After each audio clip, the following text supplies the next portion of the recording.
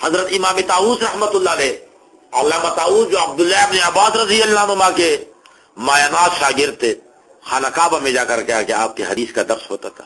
ایک مرتبہ درس میں بیٹھے تھے، عبداللہ ابن عباس رضی اللہ عنہ کے جانشین سمجھے جاتے تھے، مطاف میں ایک طرف آپ کا درس ہوتا تھا، حدیث کا درس دے رہے ہیں، ہشام بن عبد الملک اس کے صاحبزادے بھی شہزادے بھی وہاں بیٹھے ہیں درس میں، حضرت علامہ طاؤس نے ان کی طرف کوئی توجہ نہیں دی۔ کسی نے کہا حضرت جی وہ سامنے شہزادے بیٹھے ہیں، ان کی طرف بھی توجہ دو۔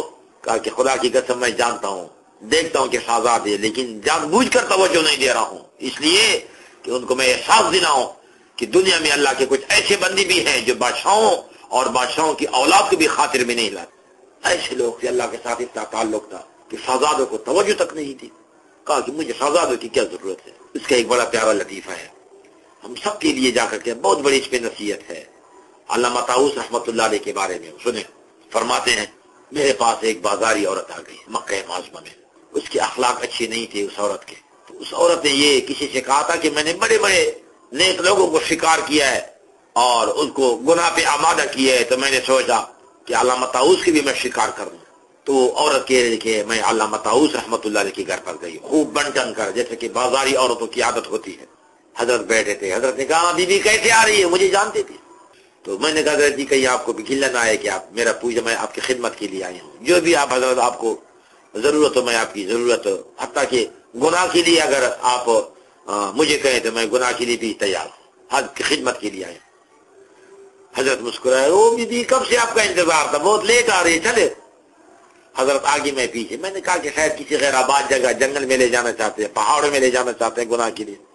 حضرت مجھے خانہ کعبہ میں لے آئے، کہا کہ بی بی ہاں لیٹ جائیں گناہ کے لیے، کپڑے اتار لیں، گناہ کرتے ہیں۔ تو میں نے کہا حضرت جی شرم نہیں آتی اللہ سے، مجھ سے گناہ کروا رہے ہیں، آپ کیسے بزرگ ہیں، کچھ خدا کو خوف کر، شرم نہیں آتی اللہ سے؟ یہ تو اللہ پاک کی تجلیات کا مرکز ہے خانہ کعبہ۔ تو حضرت مسکرائے، کیوں بی بی، جب تو ہمارے گھر آئی تھی وہاں خدا نہیں تھا؟ جب ایک مرتبہ تو نے خدا سے ڈرنا ہے تو خانہ کعبہ میں بھی خدا ہے، ہمارے گھر میں بھی خدا ہے، جنگل میں بھی خدا ہے، پہاڑ میں بھی خدا ہے، سمندر میں بھی خدا ہے، آبادی میں بھی خدا ہے، غیر آبادی میں بھی خدا ہے۔ جب ایک مرتبہ اللہ پاک سے حیا کرنی ہے، شرم کرنی ہے، تو یہ نہیں کہ خانہ کعبہ میں شرم ہے اور باہر جا کر کیا ہے شرم کا پردہ آپ جا کر کیا وہ پھاڑ دی گی، نہیں، ہر جگہ اللہ سے شرم کرنی ہے، ہر جگہ اللہ کو آپ نے ادب دینا ہے۔ کہا کہ بات حضرت نے مجھے ایسے انداز سے سمجھا ہے کہ بس میں نے اس کے بعد گناہ سے توبہ کی اور حضرت کی برکت سے جا کر کے پوری زندگی طہارت اور نیکی کے ساتھ، پاک دامنی کے ساتھ میری گزر گئی۔ تو حضرت نے جا کر کیا ہے مجھے شکار کیا۔ اردو کا ایک شعر ہے، الجھا ہے پاؤں یار کا زلفے دراز میں، لو خود ہی اپنے دام میں صیاد آ گیا۔ میں حضرت کو شکار کرنے نہیں گئی تھی، لیکن حضرت نے مجھے ایسے شکار کیا، اللہ پاک نے اس کی برکت سے مجھے ایسی ہدایت دی کہ پوری زندگی ہدایت اور طہارت کے ساتھ میری گزر گئی۔ تو یہ علامہ طاؤس رحمۃ اللہ علیہ، اللہ پاک نے وہ عزت دے دی کہ بادشاہ اور شہزادے آپ کے درس حدیث پہ بیٹھتے تھے، لیکن حضرت ان کو توجہ بھی نہیں دلاتے۔ حضرت سیدنا حسین رضی اللہ عنہ کے صاحبزادے ہیں، حضرت امام زین العابدین رضی اللہ عنہ، بہت بڑی ہستی تھی۔ حضرت مکہ معظمہ میں آئے ہوئے تھے مدینہ منورہ سے عمرے کے لیے، ابھی آپ خانہ کعبہ میں نہیں آئے، تشریف نہیں لائے امام زین العابدین، اس زمانے کا شہزادہ ہشام بن عبد الملک بعد میں بادشاہ بن گیا، وہ خانہ کعبہ کے طواف کے لیے آیا، کسی نے راستہ نہیں دیا، خوب جا کر کیا رش ہو رہا ہے، اور جا کر کیا کہ موڑے ایک دوسرے کو لگ رہے ہیں، بادشاہ پسینہ پسینہ ہو رہا تھا، مشکل سے طواف مکمل کیا، آخر شہزادہ تھا تو خانہ کعبہ کے سامنے اس کے لیے ایک سٹیج بنایا تھا، اس پر بیٹھ کر خانہ کعبہ کا نظارہ کرنے لگا۔ تھوڑی دیر کے بعد کیا دیکھتے کہ ایک نورانی چہرے والا نوجوان مطاف میں آیا، خانہ کعبہ کے سامنے آیا۔ جب لوگوں نے دیکھا تو خود لوگوں نے راستہ لیا، پیچھے ہٹ گئے، سارا مطاف اس کے لیے صاف ہو گیا، لوگ پیچھے ہٹ گئے۔ حضرت خانہ حجر اسود کو جا کر کے بوسہ دیا اور طواف کی نیت کی، طواف شروع کیا۔ اب سارے لوگ پیچھے کھڑے ہیں احتراماً، حضرت اکیلا جا کر خانہ کعبہ کا طواف کر رہے ہیں۔ جب طواف کیا تو گانا نماز پڑھی، 2 رکعت نماز، پھر حضرت نکل گئے۔ اس کے بعد لوگوں نے طواف شروع کیا، اتنا ادب دیا، اتنا احترام دیا کہ حضرت کی خاطر لوگوں نے طواف روک دیا اور پیچھے ہٹ گئے کہ حضرت کو تکلیف نہ ہو۔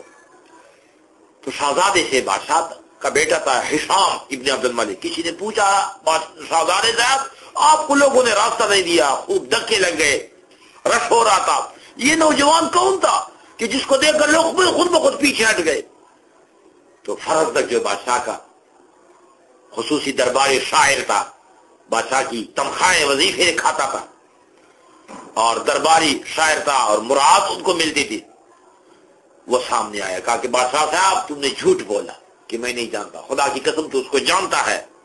اگر تو نہیں جانتا تو اس سے اشعار پڑے عربی میں، سب کو رلایا. اگر تو نہیں جانتا کوئی پرواہ نہیں، خانہ کعبہ بھی اس کو جانتا تھا کہ میں طواف میرا کون کر رہا تھا. ھذا ابن عباد اللہ، یہ وہ تمام بندوں کے جو سردار ہیں رسول پاک ان کی اولاد میں سے تھے. حضرت فاطمہ رضی اللہ عنہ کی اولاد میں سے تھے. اس کو پورا حرم جانتا ہے، خانہ کعبہ جانتا ہے، زمین ہیل جانتی ہے، زمین حرم جانتی ہے اس کو. اگر تو نہیں جانتا تو جا کر کیا ہے کہ آپ کے نہ جاننے سے اس کی عزت پر کوئی حرف نہیں آتا. اور پھر کہا کہ یہ اس ہستی کا جا کر کیا ہے کہ نواسا ہے کہ جس کے ایک اشارے سے جا کر کیا ہے کہ اللہ پاک نے شام کو 2 ٹکڑے کیے. اشعار پڑھے اور جا کر حضرت عابدین رضی اللہ عنہ کی تعریف کی. تم جھوٹ بولتے ہیں میں نہیں جانتا. بڑے آدمی کے ساتھ جھوٹ بولنا مناسب نہیں. اگر تو نہیں جانتا حضرت کی شان میں کوئی فرق نہیں آتا. حضرت کو خانہ کعبہ بھی جانتا ہے کہ میرا طواف کون کر رہا ہے. بڑا خوب نکالی. اب بادشاہ اور شہزادے کے پاس ایک طاقت تھی کہ اچھا فرزدق کو میں تنخواہ وظیفے دیتا ہوں، مراعات دیتا ہوں اور سریعان میری رسوائی کی، بے عزتی کی، جا کر سب کچھ تنخواہیں بند، وظیفے بند، جیل میں بھیجو. ہم مکہ معظمہ کے ساتھ ایک جگہ عثمان اس کا نام ہے، عثمان اب بھی موجود ہے، وہاں اس کو جیل میں ڈالا. تنخواہیں بھی گئی، مراعات گئی، سب کچھ گئی. ادھر سے امام زین العابدین رحمۃ اللہ علیہ کو جب پتہ چلا کہ فرزدق کو جو تکلیف ہو گئی میری وجہ سے ہو گئی، تو آپ نے 40,000 روپے جا کر بھیجا کہ یہ لے لو. فرزدق نے پیسے واپس کر دیے. کہا کہ ہم اہل بیت کے ساتھ جو محبت کرتے ہیں اللہ کے لیے کرتے ہیں، دولت کے لیے، لالچ کے نہیں کرتے. دولت تو بادشاہ شہزادوں کے پاس زیادہ تھی، لیکن میں نے حق بات کہی. حضرت جی مجھے آپ معاف فرمائیں، میں آپ کے پیسے نہیں لے سکتا. تو حضرت امام العابدین نے فرمایا کہ ہم اہل بیت ہیں، ہم جب ایک مرتبہ جیب سے پیسے نکالتے تو آپ کو لینا پڑے گا. تو امر مجبوری جا کر اس کو پیسے لینے پڑے. تو عرض یہ کر رہا تھا کہ نہ ان کے ساتھ کوئی فوج ہے، نہ ان کے ساتھ کوئی پولیس ہے، نہ ان کے ساتھ کوئی جا کر لشکر ہے. آخر یہ عزت کیسے ان کو ملی تھی؟ یہ دین کی برکت سے ملی تھی. اس سے اللہ فرماتے وَلِلَّهِ الْعِزَّةُ وَلِرَسُولِهِ وَلِلْمُؤْمِنِينَ وَلَكِنَّ الْمُنَافِقِينَ لَا يَعْلَمُونَ. منافق کو جا کر کیا ہے وہ نہیں جانتے.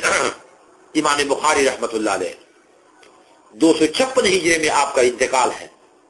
اللہ نے بڑی شان بخشی تھی. رسول پاک صلی اللہ علیہ وسلم کی امت پر احسان عظیم فرمایا کہ امت میں کوئی صحیح کتاب حدیث کی نہیں تھی. امام بخاری رحمۃ اللہ علیہ نے جا کر کے حدیث کی صحیح کتاب لکھی جس پر پوری امت کو فخر ہے. اور آپ نے امام بخاری رحمۃ اللہ علیہ نے 90,000 بندوں کو اپنی مبارک زبان سے جا کر کیا ہے کہ بخاری شریف پڑھائی. 90,000 بندوں کو. اور جا کر قیامت تک انشاءاللہ لوگ یہ کتاب پڑھتے رہیں گے. بڑی شان تھی. ایک آدمی فرماتے ہیں کہ میں نے خانہ کعبہ کا طواف کیا. طواف کے بعد ایک طرف میں سو گیا، لیٹ گیا، میری آنکھ لگ گئی. رسول پاک نے ہم کو خواب میں دیکھا، فرمایا کہ میری کتاب کیوں نہیں پڑھتے اور جا کر فلاں عالم کی کتاب پڑھتے ہو. میں نے کہا جی آپ کی کون سی کتاب ہے؟ کہا کہ بخاری شریف میری کتاب ہے، اس کو پڑھا کرو. حضور نے اس کو اپنی کتاب کا. اتنی بڑی شان ہے. امام بخاری رحمۃ اللہ نے خواب دیکھا کہ رسول پاک صاحب تشریف فرمایا اور میرے ہاتھ میں پنکھا ہے، میں آپ کو پنکھا لگا رہا ہوں اور جا کر کے آپ سے جو مکھیاں آپ کی طرف جا رہی ہے مکھیوں کو آپ سے اڑا رہا ہوں. تو اپنے استاد محترم اسحاق ابن راویہ رحمۃ اللہ علیہ سے کہا میں نے ایسے خواب دیکھا ہے اور کہ مبارک ہو، بڑا پیارا خواب ہے. آپ کے ہاتھ میں جو پنکھا ہے اور رسول پاک صاحب سے مکھیوں کو اڑا رہے ہیں. حالانکہ اللہ کی نبی صلی اللہ علیہ وسلم جا کر کیا پاکوں کے پاک تھے، آپ پر مکھی نہیں بیٹھ سکتی تھی. تو مکی سے مراد ہے کہ حضور کی طرف جو ضعیف حدیثوں کی نسبت ہے، جو لوگوں نے حضور کی طرف صلی اللہ علیہ وسلم کی طرف ضعیف حدیثیں منسوب کی ہے، تو آپ ایک کتاب لکھیں گے اور حضور پاک سے وہ ضعیف حدیثیں آپ جا کر کیا ہے ختم کریں گے. آپ صحیح حدیث میں کتاب لکھیں گے اور ضعیف حدیثیں آپ چھوڑ دیں گے. تو اللہ پاک نے آپ کو جا کر کتاب کی توفیق دی. پھر ایک بزرگ فرماتے ہیں رسول پاک ہم تشریف لا رہے ہیں خواب میں. میں نے کہا جی بڑی اسپیڈ کے ساتھ جا رہے ہیں، تیزی کے ساتھ، خیریت تو ہے؟ کہا کہ آپ کو پتہ نہیں آج امام بخاری رحمۃ اللہ علیہ کا انتقال ہو چکا ہے، ہم ان کی نماز جنازے میں شرکت کے لیے جا رہے ہیں. کتنی بڑی شان. اور پھر اللہ نے وہ عزت بخشی. بات یہ تھی کہ مومن کے لیے جا کر کیا اللہ کے کیا عزت ہی عزت ہے. وہ عزت بخشی جب آپ کو دفنایا امام بخاری رحمۃ اللہ علیہ کو تو آپ کی قبر سے جا کر کیا کہ خوشبو آ رہی تھی، قبر کی مٹی سے خوشبو آ رہی تھی، لوگ اٹھا کر کے پھر اور مٹی ڈالتے، اس اور مٹی سے بھی جا کر خوشبو نکلتے تھے۔ تو یہ حدیث پاک کی برکت ہے۔ حضور فرماتے ہیں نظر اللہ عمران سمع مقالتی فوعا وعدا کما سمع، اللہ پاک اس بندے کو تر و تازہ رکھے جس نے میری حدیث سن لی، یاد کر لی اور پھر آگے وہ حدیث دوسروں تک پہنچائی۔ تو امام بخاری رحمۃ اللہ علیہ کو اللہ نے وہ عزت بخشی دنیا میں کہ آپ کی قبر کی مٹی سے بھی خوشبو آ رہی تھی اور لوگ اٹھا کر کے گھروں میں لے جا رہے تبرک کے لیے۔ لیکن بہرحال یہ عزت جو ملتی ہے انسان کو تو اللہ کی طرف سے ملتی ہے، لیکن اس میں انسان کی تھوڑی سی اپنی محنت بھی ہوتی ہے، محنت ضروری ہوتی ہے۔ وہ کیسے؟ امام بخاری رحمۃ اللہ علیہ جا رہے ہیں، جا کر کے آئے کہ بحری جہاز پر بیٹھے ہیں، ایک لڑکا بھی آپ کے ساتھ ہو گیا۔ یہ کشف الباری میں مولانا سلیم اللہ خان سے رحمۃ اللہ واقعہ لکھا ہے۔ تو ایک لڑکا بھی ساتھ ہو گیا، حضرت جی میں راستے میں آپ سے حدیثیں بھی لوں گا اور آپ مجھے پڑھائیں گے بھی اور میں حضرت جی آپ کی خدمت کروں گا۔ ٹھیک ہے، لیکن یہ لڑکا بڑا چالاک تھا اندر سے اور جا کر کیا دھوکہ باز تھا۔ امام بخاری رحمۃ اللہ علیہ کو اسے چکر دیا، حضرت جی میں راستے میں آپ سے حدیثیں بھی پڑھوں گا اور آپ کی خدمت بھی کرتا رہوں گا، ٹھیک ہے میرے ساتھ بیٹھ جائے۔ اس لڑکے نے راستے میں باتوں میں پوچھا حضرت جی آپ کے پاس جو سامان ہے مجھے اس کی فہرست بتا دے تاکہ میں آپ کے سامان کی حفاظت کر لوں۔ کہا کہ میرے پاس یہ بھی ہے، میرے پاس وہ بھی ہے۔ آخر میں بتایا کہ میرے پاس 40,000 روپیہ بھی ہے، چاندی کا روپیہ ہوتا تھا سکہ۔ تو بس اس نوجوان کی نیت تو خراب ہو گئی، اس سے شور مچایا، ہاں لوگوں میں لٹ گیا، میرے پاس 40,000 روپیہ تھا، وہ کوئی بدبخت مجھ سے لے کر گیا، چوری کر گئے، میں تو مارا گیا، خدا کے لیے جہاز روک دو اور تلاشی لو۔ لوگوں کو بڑا افسوس ہو گیا کہ واقعی بڑی زیادتی ہوئی اس کے ساتھ، جہاز کو روکا گیا، تلاشی لی۔ امام بخاری رحمۃ اللہ تو پوری دنیا جانتی تھی کہ یہ تمام دنیا کے امام ہے، تو لوگوں نے اس کی تلاشی نہیں لی۔ تو باقی کسی سواری سے کوئی پیسہ نہیں نکلا ہے، برآمد نہیں ہوا۔ تو اس بدبخت لڑکے نے کہا کہ مجھے امام بخاری رحمۃ اللہ پر بھی شک ہے، اس کی تلاشی بھی ہونی چاہیے۔ لوگوں نے کہا تو پوری دنیا کا امام ہے، کہا کہ نہیں اس کی تلاشی بھی آپ لوگ ضرور لیں گے۔ امام بخاری رحمۃ اللہ کی تلاشی بھی لی گئی، آپ سے اپنا پیسہ بھی، غیروں کا پیسہ تو نہیں تھا، وہ تو فرشتے کی طرح انسان تھے، لیکن اپنا 40,000 روپیہ بھی برآمد نہیں ہوا آپ کے پاس سے۔ پھر تو لوگوں نے اس کو خوب ملامت کیا اور جا کر کیا لڑکے کو برا بلا کہا کہ دیکھیے ہمارا وقت بھی ضائع کیا، اور جیسے یہ اس بزرگ کو دیکھے تو پوری دنیا کے امام ہے، فرشتوں کی طرح خصلتیں ہیں، آپ نے اس کو بھی رسوا کر دی، اس کی بھی تلاشی آپ نے لے لی اور اس کے پاس کچھ نکلا بھی نہیں، تو نے بڑی زیادتی کی، اس کو ڈانٹا ہوا ایک طرف بیٹھ گیا، جہاز چل پڑا۔ تھوڑی دیر کے بعد امام بخاری کے پاس آیا رحمۃ اللہ علیہ کے پاس کہ حضرت جی آپ نے کہا تھا میرے پاس 40,000 روپیہ، آپ کے پاس تو نہیں نکلا۔ کہا کہ میرے پاس تھا، پھر کدھر گیا آپ کا پیسہ؟ کہا کہ جب تو نے شور مچایا تو مجھے اندازہ لگ گیا کہ مجھے چور بنا رہے ہیں اور پیسہ بھی اپنے، اور میں جا کر کے چور ثابت ہوں گا اپنے پیسوں کے ساتھ۔ تو میں نے جا کر کے خفیہ طور پر پانی کے اندر جا کر کے وہ پیسے ضائع کر دیے، پانی کے اندر بہائے۔ لڑکے نے کہا جی پھر تو بڑا نقصان، 40,000 روپیہ آپ نے ڈبو دیا۔ کہا کہ ٹھیک ہے پیسوں کا نقصان ہو لیکن عزت تو بچ گئی۔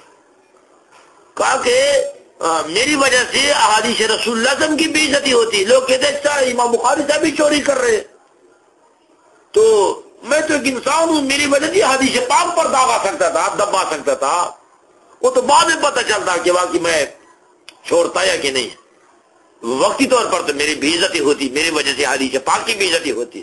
میں نے کہا پیسے ملتے ہیں، پیسے مل جائیں گے، عزت نہیں ملتی، چلو جا کر پیسوں کو ضائع کر دو، اپنی عزت بھی بچاؤ اور حدیث پاک کی عزت بھی بچاؤ۔